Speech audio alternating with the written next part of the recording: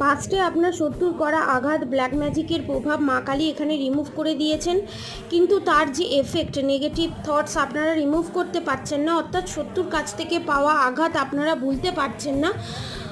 আপনারা যে পাস্টে শত্রুর কাছ থেকে ব্ল্যাক ম্যাজিকের শিকার হয়েছিলেন, সেই ভয় যাচ্ছেন আপনাদের মন এবং মাথা থেকে।